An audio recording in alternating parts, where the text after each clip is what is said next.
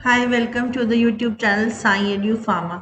आज हम देखने वाले हैं एक नया topic mucosal delivery of vaccines.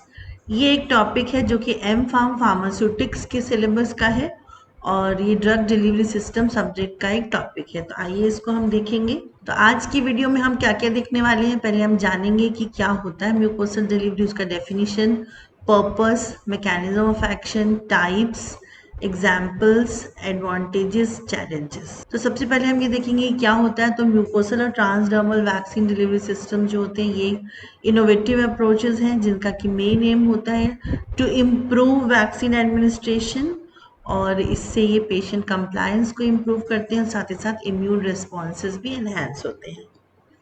तो म्यूकोसल वैक्सीन डिलीवरी ये बेसिकली वो वैक्सीन्स होती हैं जिसमें कि जो वैक्सीन्स हैं उनको म्यूकोसल सरफेसेस के थ्रू एडमिनिस्टर करते हैं, लाइक ओरल, नेसल, सबलिंगुअल, रेक्टल और vaginal roots.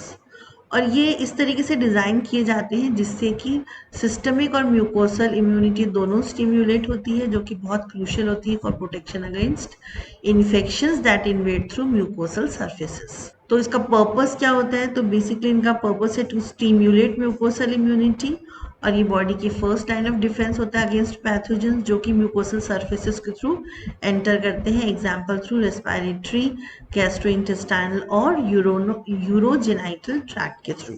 Mucosal vaccine delivery का देखा जाए तो ओरल म्यूकोसा, देन ये है respiratory tract mucosa, gastrointestinal mucosa, vaginal mucosa, ocular mucosa, इनके थ्रू इसको डिलीवर किया जाता है। अब हम बात करते हैं मैकेनिज्म ऑफ एक्शन की, किस तरीके से काम करता है। तो जो म्यूकोसल वैक्सीन हैं वो स्टिम्युलेट करते हैं म्यूकोसा एसोसिएटेड लिम्फॉइड टिश्यू, जिनको मॉल्ट या एमएलटी भी बोला जाता है, और गट एसोसिएटेड लिम्फॉइड टिश्यू होता है जो कि ओरल वैक्सीन से रिलेटेड होता है, और अगर नेसल वैक्सीन है तो उसमें नेसोफैरिंग्स एसोसिएटेड लिम्फॉइड टिश्यू होता है, इनको ये स्टिम्युलेट करते हैं।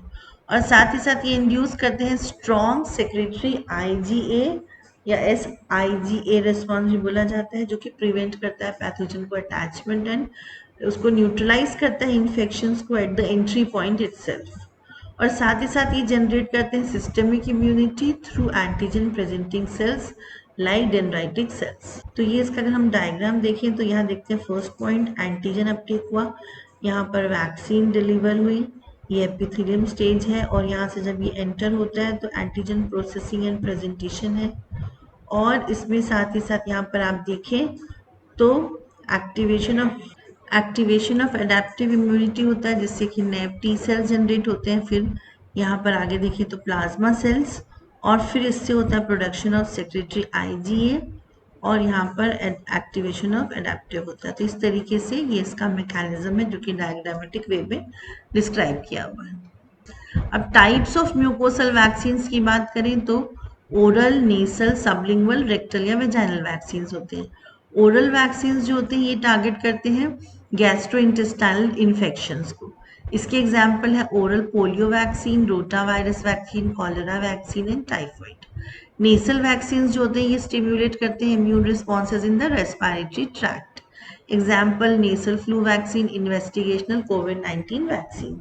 फिर आता है सबलिंगुअल वैक्सीन, ये एडमिनिस्टर करते हैं under the tongue, stimulating both mucosal and systemic immunity. Examples experimental vaccine for influenza and HIV। Rectal या वेजाइनल वैक्सीन है, ये डेवलप किया जाता है for sexually transmitted infections like investigational vaccine for HIV and HPV।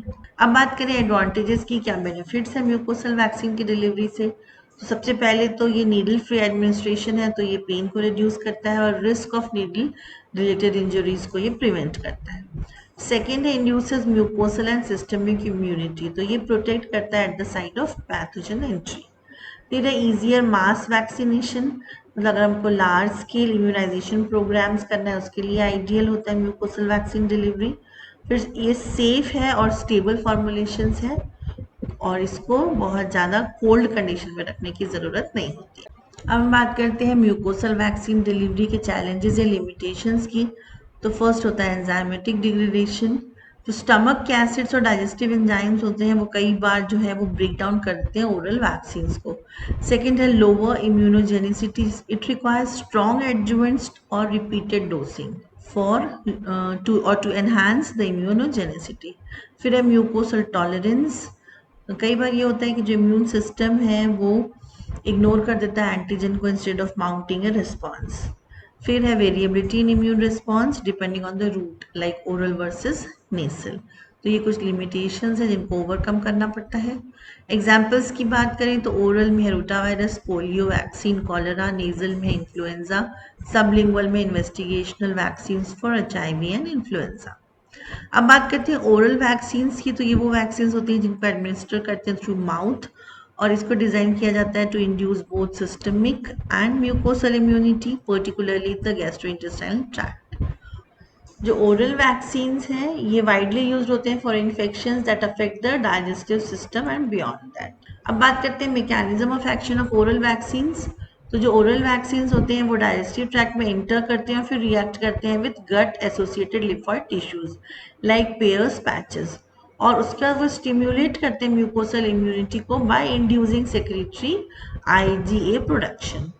और कुछ जो oral vaccine होते हैं वो ट्रिगर करते हैं सिस्टमिक इम्यून रिस्पॉन्स को through antigen presenting sales also.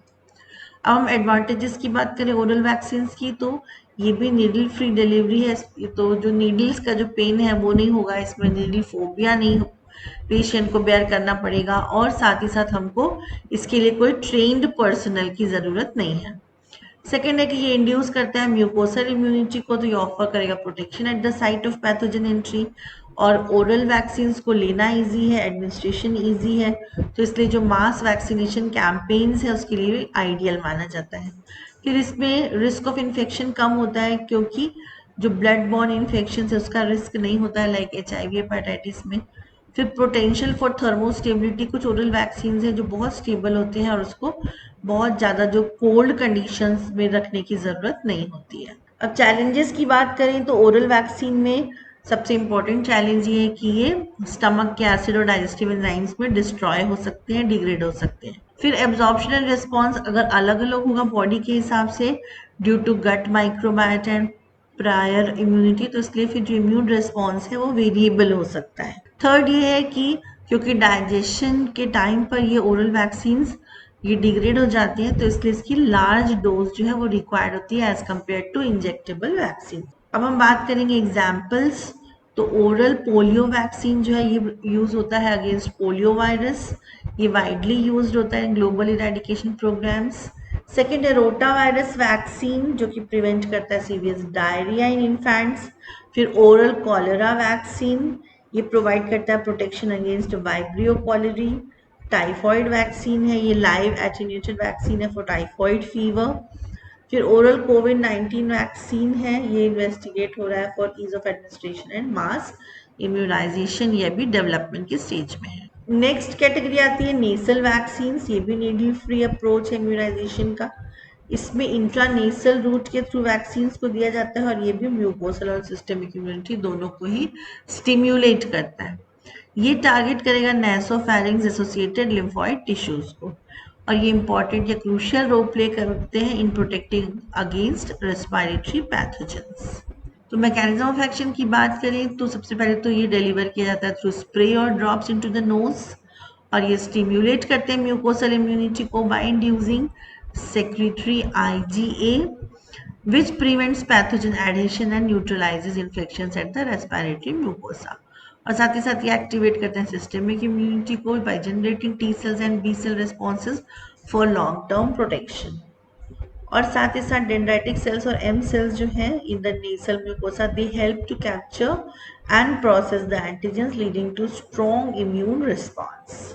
इसकी भी हम अगर एडवांटेजेस की बात करें तो नीडल फ्री पेनलेस एडमिनिस्ट्रेशन है, म्यूकोसल इम्यूनिटी को इंड्यूस करता है, तो फर्स्ट लाइन डिफेंस की तरह एक्ट करता है at the respiratory tract, easy है एडमिनिस्ट्रेशन, आप सेल्फ इसको एडमिनिस्टर कर सकते हैं। प्रिवेंट करता है पैथोजन ट्रांसमिशन को, ये ब्लॉक करेगा इन्फेक्शन को at the site of entry, और साथ ही साथ मैस वैक्सीनेशन के लिए भी ये यूज़ किया जाता है। चैलेंजेस की बात करें तो उसका इम्पोर्टेंट चैलेंज ये है कि इम्यून सिस्टम जो है वो कई बार इग्नोर कर देता है antigen instead of mounting a response, मतलब म्यूकोसल टॉलरेंस आपको देखने को मिल सकता है। फिर शॉर्टर ड्यूरेशन ऑफ इम्यूनिटी है, तो इसलिए इसमें बूस्टर डोजेस की ज़रूरत पड़ सकती है। फिर एंटीजन जो है वो डिग्रेड हो सकता है through mucus clearance and enzymes can reduce vaccine effectiveness. और साथ ही साथ लोअर स्टेबिलिटी होती है, तो जो फॉर्मुलेशन है उनको स्पेशल स्टोरेज कंडीशंस में रखना होता है। एग्जाम्पल्स हैं फ्लूमिस्ट जो कि अप्रूव्ड है फॉर सीजनल इन्फ्लुएंजा, फिर कोवैक्सीन इनकोवैक है जो कि डेवलप किया भारत बायोटेक ने, फिर रैजी कोव पार्स है, फिर live attenuated Bordetella pertussis vaccine. So thank you so much. ये हमने ट्राई किया है कुछ 2 एग्जाम्पल्स के साथ हम आपको ये म्यूकोसल वैक्सीन डिलीवरी को समझा सके। और भी कोई क्वेरीज है तो आप कमेंट सेक्शन में हमको लिख सकते हैं। Thank you so much. Stay connected with Sai edu pharma. और अगर आपने हमारे चैनल को सब्सक्राइब नहीं किया है तो हम चाहेंगे आप उसको ज़रूर से सब्सक्राइब कर लें।